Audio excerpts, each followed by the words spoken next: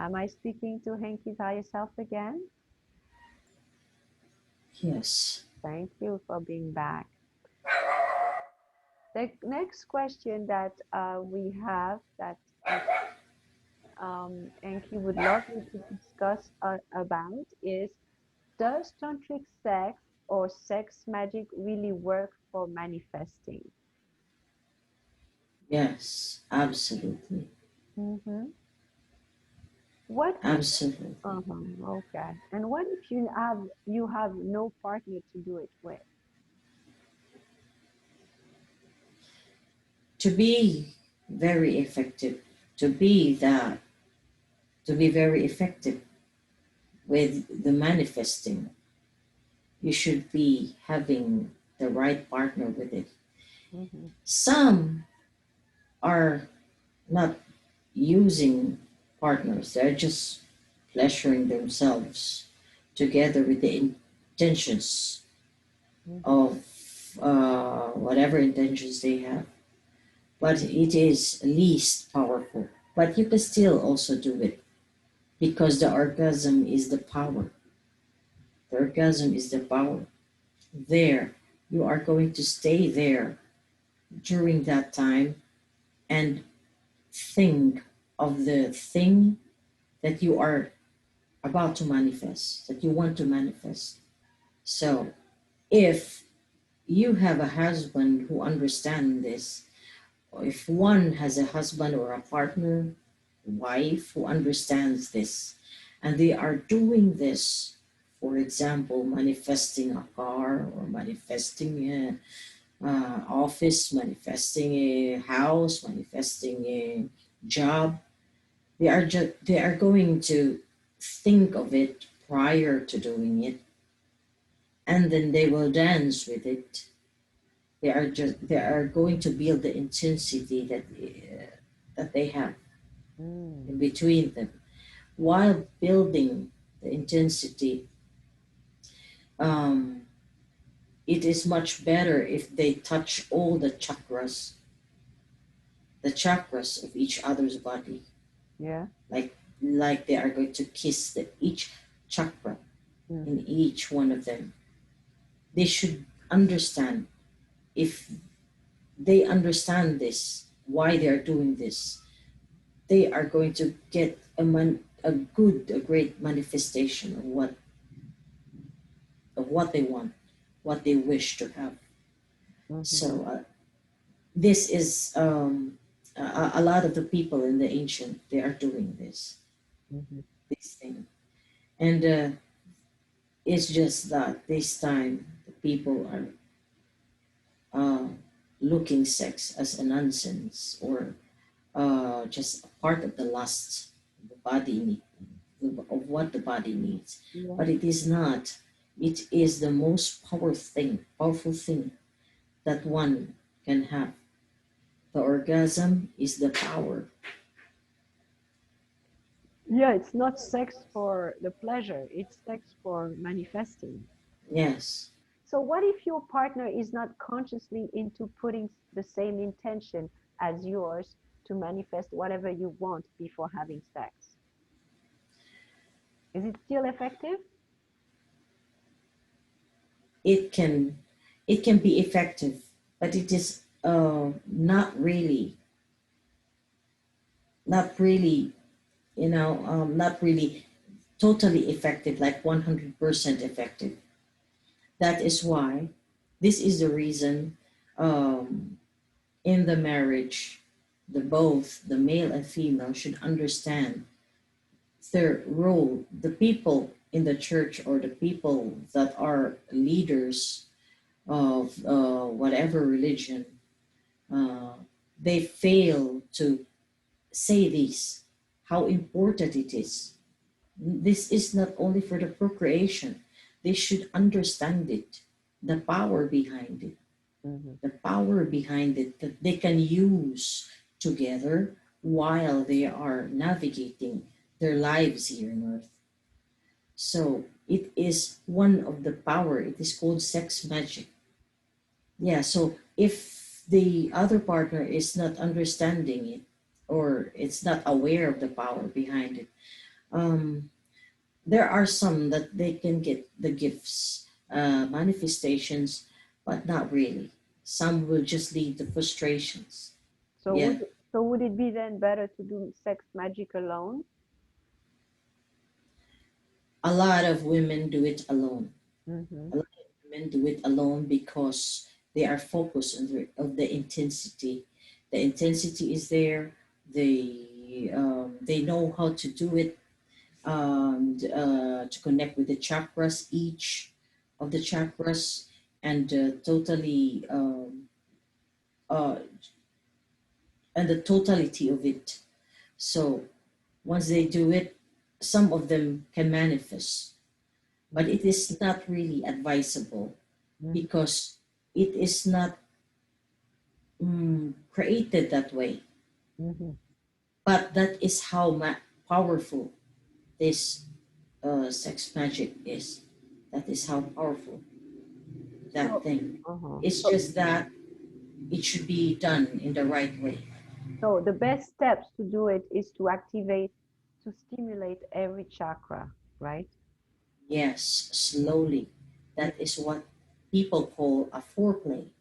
Uh-huh. Foreplay, not only the foreplay of what we see in the Uh-huh. TV or the what we used to. It Uh-huh. is the foreplay. It is activating each chakra of the body, of the human body. Mm-hmm. His chakra and the female chakra and the male chakra, and So do you start exchanging all these energies. so you start from the root, You start from the crown. you start from the crown, Yes, you and, start from the crown. and how do you stimulate the chakras? Just the same as how we do the foreplay, Mm-hmm. and it is it is a slow, beautiful process. It is like a dance. Should be um, it should be a dance, like a prayer, not to be hurried. Is that like a physically, is that like a massage? Yes, whatever fills your body, Uh, if whatever it is that uh, arouses the body, he or she can do that, mm-hmm. and at the same time stimulating each chakra. It is like um, honoring both chakras. The male honors the female chakra, and the female honors the body of the male, the male and its chakra. Mm-hmm. So But if you were to the explain to people, try to explain to people that actually don't even know what it means to stimulate a chakra. mm, yes, you can. Some people activate it through kisses. They Mm-hmm. kiss each chakra. Mm-hmm. Some, they are just going to touch each chakra, touch it over and over, touch it over and over, and then they can feel it. And then they will go from that. And then while doing the entire dance, the focus also of the intention should be there. Mm-hmm. And then during the climax, the people, the both the male and the female, should focus on the um, on the wish that they are going, that they want, for about 2 minutes longer. They should be focusing during the climax. Their mind should be focused to that. It takes a lot of practice. Mm, yeah. It takes a lot of practice because the mind is can be can focus to another thing. But Mm-hmm. if you can practice that, that is Mm-hmm. the thing. All right. Well, thank you for this information, this insight. Um, we'll discuss about sharing this because it's an interesting information. Okay, so let's thank you very much, higher self. So let's move on to the next question. How to detach from or remove all kinds of attachments? How to remove all attachments. The question was how to detach all kinds of attachment. So I'm just wondering if it's to detach from attachments or is it to remove attachments? I'm not sure about the question that Henki had. So why, how do you to detach all kinds of attachments? To detach is to understand the very feeling why we are having this attachment. Mm. Once we learn the feeling or the cause of why we are attached, then we can um, start from there. We can start the detaching from there. The detaching, not detach and not the detachment and just forget the people or the whatever we have. There Mm. are many kinds of detachment.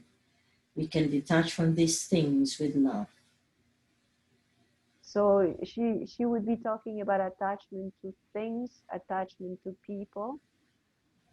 Attachment to people, attachment to jobs, attachments Mm-hmm. to life, attachments to the pleasures here on earth. Mm-hmm. So, for example, how to detach from uh, food, let go of food Yes. that we don't need. Yes. First, should understand that why you are in the first place attached to that food. Mm-hmm. Why? What is in there? Why are you keep on coming back for that? Mm-hmm. And why do you have the need to detach from this food? Same thing, Yes. yes, same thing with alcohol.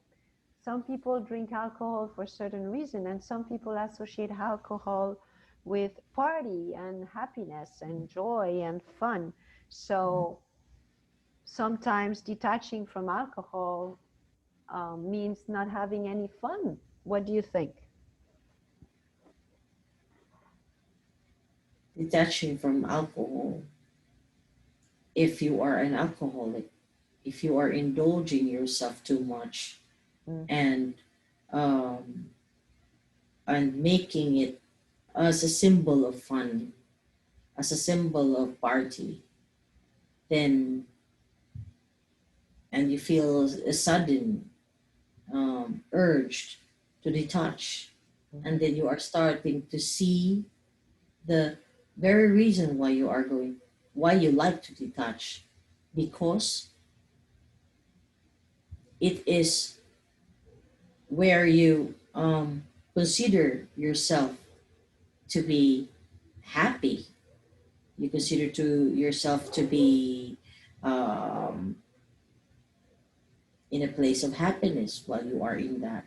Mm-hmm. And in reality, you are not really happy. You are starting to detach yourself. But not, if you are not addicted to the alcohol, Mm-hmm. if you are not really looking for it every day Mm-hmm. or every week, or if you don't associate parties to alcohol, Mm-hmm. then you don't, and then you just sip and drink while there without attaching it. It's okay without attaching to the meanings of it. Yeah. So for example, if somebody wants to change their diet, they Mm. would have to think about what kind of attachment they have to the food that they like to eat. Yes, Mm-hmm. yes, the same. Mm-hmm. Mm-hmm. Yes. Okay. And all right. So, well, so do you think that there are some foods and some drinks that actually could get in the way of the awakening or it could affect the raising of vibration? Oh, yes. all kinds of sodas, all kinds of processed juice, Mm-hmm. all kinds of um, um, water that are uh, that are from the company. Yes, all of these unnatural things Mm-hmm. can distract a person from the awakening. Yeah. It can help block the road. So, what can a person do if they indulge for a party or celebration and they eat a lot of foods and they drink alcohol? And how do they cleanse themselves after to go back to raising their vibration then? They can always shift themselves, their energy right away by cleansing themselves, by saging, by smudging, Mm-hmm. by swimming in the ocean or in the stream, or by walking barefoot, just or meditating for Mm-hmm. real. So these can cleanse them. But everyone who just came from a party cannot think of these things. Everyone. So everyone that is coming from a party is not going to be aware or not going to look for these things. Only those people who are in the darkness that are going to seek for these things. Mm-hmm. Who are going through darkness, who are going through rock bottoms of their lives. These are the people that only seeks for this.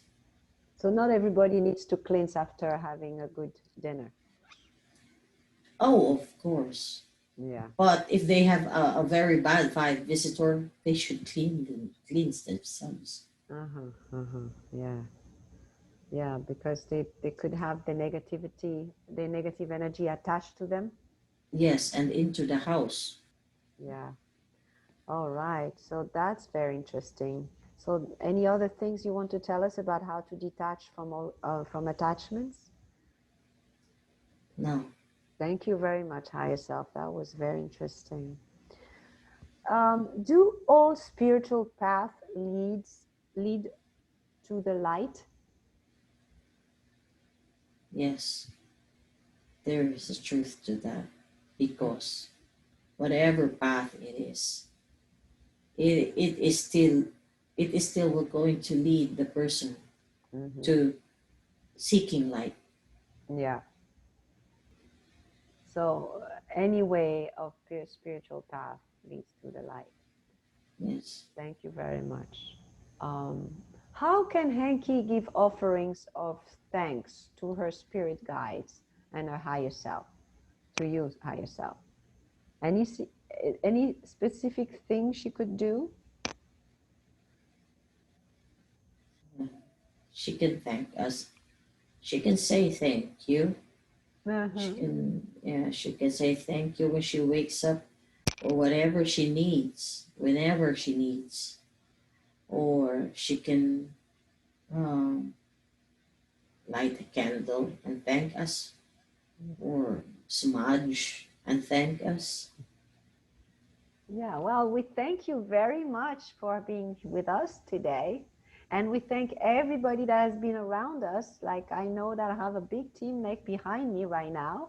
So thank you everybody for being there. You can spark even more bright because we love your presence and we're very appreciative of supporting this session, knowing that it's not easy to do sessions from a distance. So very appreciative for this.